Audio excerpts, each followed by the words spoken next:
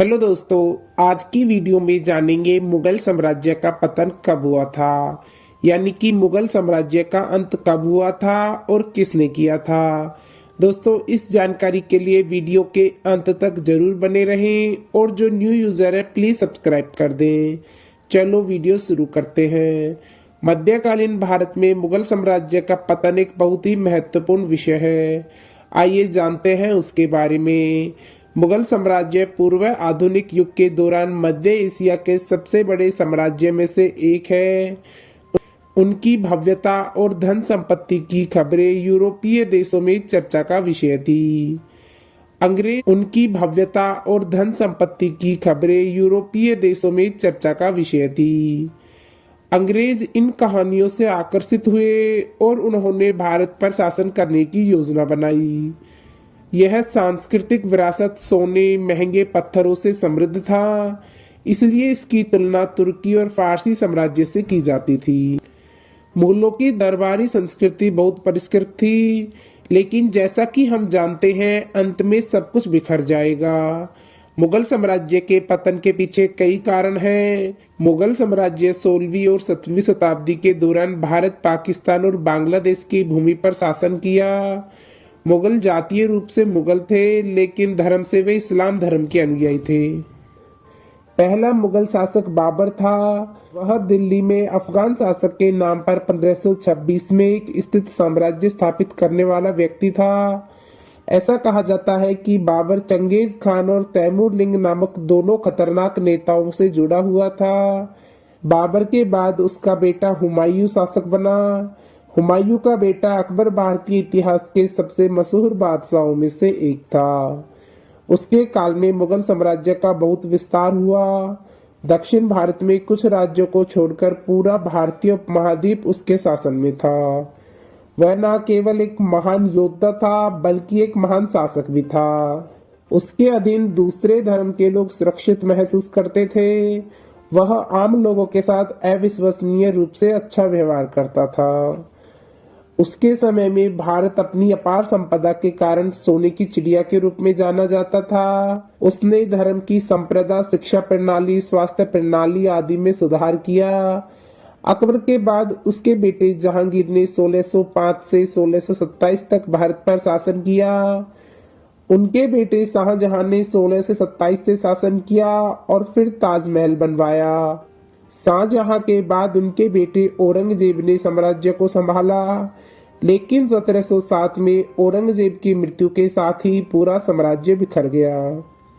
मराठा और अफगानों ने बार बार उनके साम्राज्य को नष्ट किया। मुगल साम्राज्य के पतन के पीछे कई कारण हैं। अगर आप इतिहास पर नजर डालेंगे तो मुगल साम्राज्य के पतन के पीछे के कई कारण बताए जाते हैं। जहांगीर के बाद के शासक कमजोर और फिजूल खर्ची करने वाले माने जाते हैं।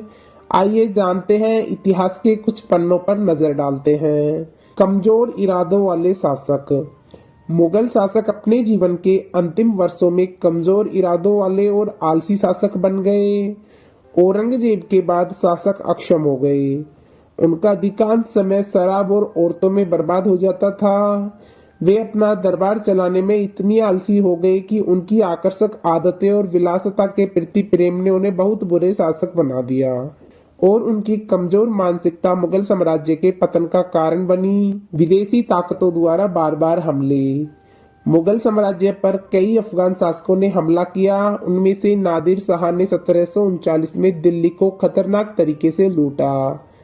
इसके अलावा तुर्कों और अन्य अफगान शासकों के बार बार हमलों ने मुगलों की सालों पुरानी ताकत को तोड़ दिया। मराठा साम्राज्य द्वारा बार बार आक्रमण। आंतरिक रूप से मराठा नेताओं द्वारा मुगलों पर उदारता पूर्वक आक्रमण किया गया। मराठा नेताओं को भयंकर योद्धा माना जाता था। मराठा शासक शिवाजी ने साम्राज्य की संरचना को भारी नुकसान पहुंचाया। दक्षिण भारतीय शासकों और राजपूत शासकों ने भी साम्राज्य पर भयंकर आक्रमण किए। गैर मुस्लिम लोगों के खिलाफ औरंगजेब की सांप्रदायिक नीतियों ने उनके साम्राज्य को बहुत नुकसान पहुंचाया। औरंगजेब ने हिंदू, बौद्ध और जैन धर्मों के हजारों प्राचीन मंदिरों और मूर्तियों को नष्ट कर दिया। उसने कुख्यात सोमनाथ मंदिर, विश्वनाथ मंदिर, मथुरा हेम्पी मंदिर, एलोरा मंदिर आदि को नष्ट कर दिया। हिंदू उसके उपद्रव रवैये से नाराज हो गए और उसके खिलाफ पढ़ना शुरू कर दिया। राजकोष पर दबाव मुगलों को भारत के कई विरासत स्थलों के वास्तुकार के रूप में जाना जाता था, लेकिन कई स्थलों के निर्माण में बहुत खर्चा हुआ। शाहजहां के शौक ने साम्राज्य के वित्त को खत्म कर दिया।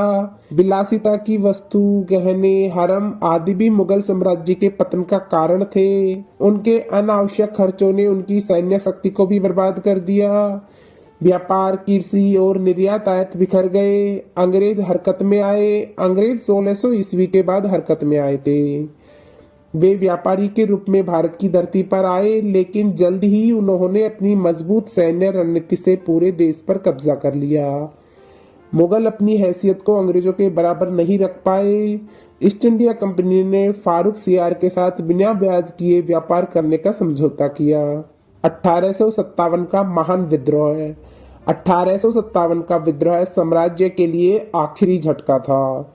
विद्रोह के बाद अंग्रेजों ने आधिकारिक तौर पर शासन समाप्त कर दिया और सत्ता ब्रिटिश क्राउन को सौंप दी। अंतिम सम्राट बहादुर शाह जफर म्यांमार के रंगून भाग गए। मुगलों ने भारत की संस्कृति को कई तरह से समृद्ध किया। दिल्ली और आगरा में प्रसिद्ध स्थापत्य कला निवास करते थे, लेकिन उन्होंने कई तरह से भारतीय संस्कृति को नुकसान भी पहुंचाया।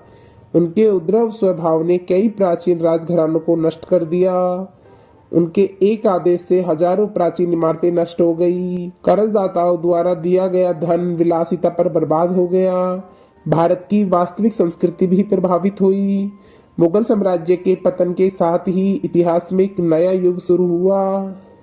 तो दोस्तों, आपने जान लिया होगा मुगल साम्राज्य का अंत कैसे हुआ था और क्यों हुआ था। दोस्तों, ऐसी ही ऐतिहासिक वीडियोस देखने के लिए हमारे चैनल को सब्सक्राइब करना ना भूलें। चलो मिलते हैं नेक्स्ट वीडियो में। जब तक के लिए अपना ख्याल रखना। धन्यवाद।